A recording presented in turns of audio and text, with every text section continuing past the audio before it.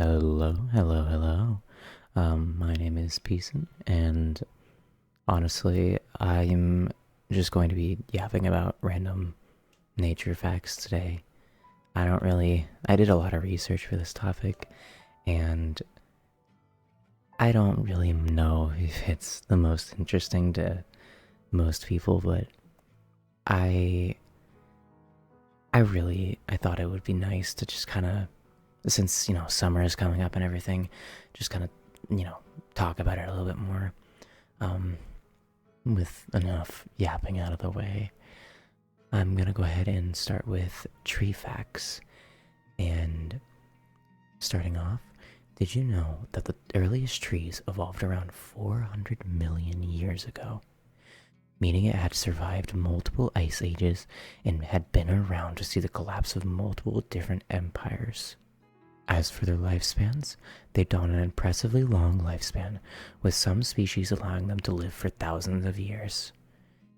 The oldest of our current trees being a great bristle cone pine, with an estimated current age of 5,080. There are about 3 billion mature trees in the world. Branches are made up of an outer layer of wood tissue to keep the branches held up, while the inside of the branches have something called vascular tissue to carry minerals and other nutrients throughout the tree. Bark is the protective outer layer of a tree. However, in some rare cases, it can also perform photosynthesis for the tree. Tree ferns are one of the few types of trees that reproduce via spores rather than seeds. Trees have a theoretical maximum height of 138 meters or 452 feet tall. The tallest tree is believed to be a coast redwood, with it reaching a height of 115 meters or 377 feet. If I am 5'5", that means it would be as tall as 70 versions of me stacked up on top of each other. That's a lot of twinks. This next part of the recording is going to specifically tackle how to tap a tree. I personally have always really wanted to know how to do this because I'm not a very smart guy, so I kind of just figured syrup was made in other ways, like, chemically.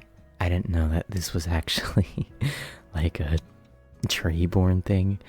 Obviously, this was probably like when I was, 10, but, 8 years does something to, I guess. And here we are. Now, trees typically produce sap every spring, and sometimes there is a small window between January and March, which allows you to harvest all the sap you need. The three most common trees to tap would be the sugar maple, silver birch, and the sycamore. That is a little bit of a tricky word, honestly. I still am not like 100% sure on how that's said. I feel like it's sycamore, but I feel like I'm saying it super like American, if that makes any sense. Like maybe it's got like a really cool pronunciation. I've been really looking into some like really cool pronunciations of words, like obiscuous. That is a really great word, honestly. I have a giant Google Doc just kind of full of great words, and like, I don't know.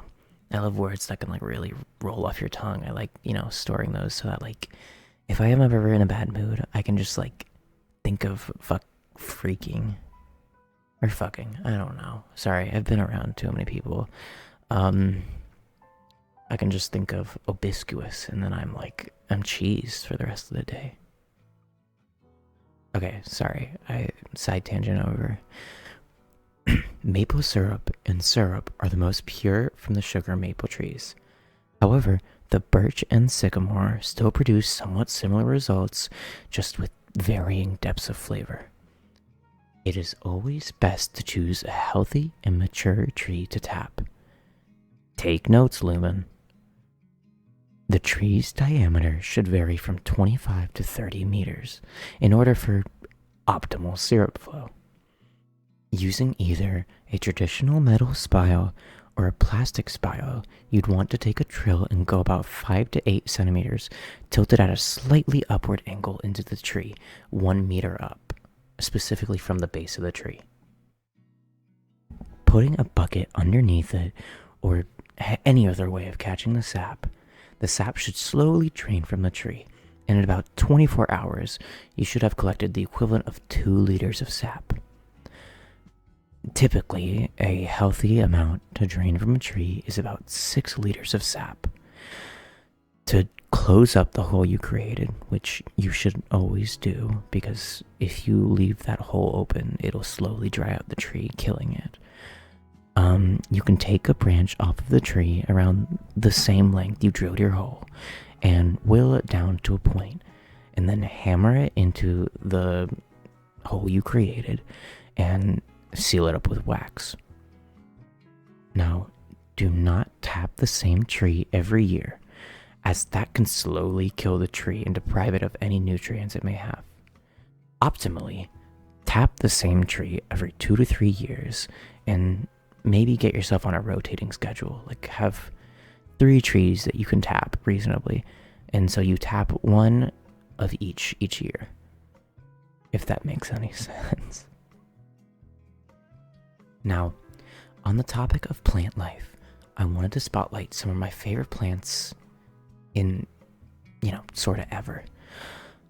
Starting off, I believe we have a fairly uncommon one, honestly, because dandelions, which are often regarded as weeds, which I personally don't agree with. I mean, I know they're everywhere, but I don't know, maybe I'm just sentimental. I love those things. They're genuinely really pretty.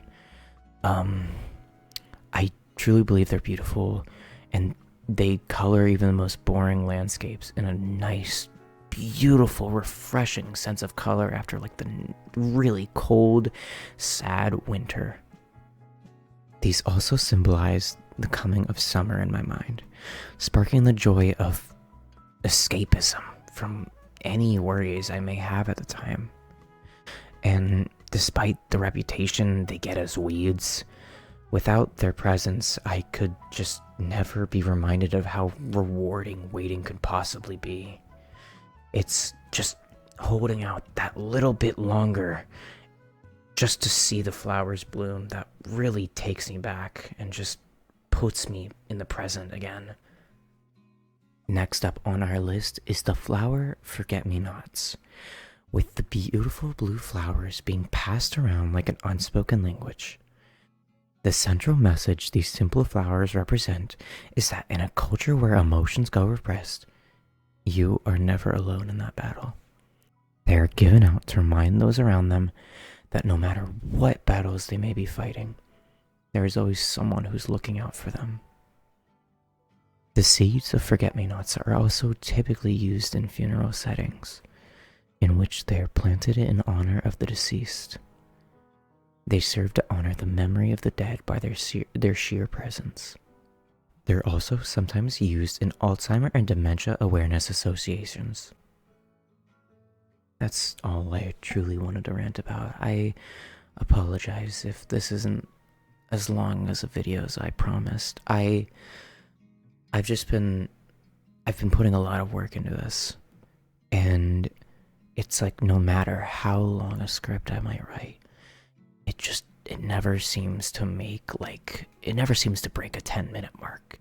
And I don't want that. I want to be able to talk to you guys for a long period of time, but without that,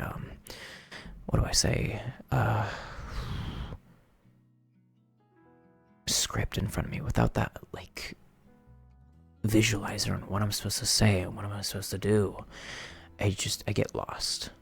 And I never want you guys to feel like you're wasting your time. I don't think you guys want to just be sitting around doing nothing. And I know that's how ASMR works. I'm still learning how you guys are, but seriously, thank you. I appreciate all the support I've gotten so far. You guys are amazing. You guys have a great day, all right? Mwah.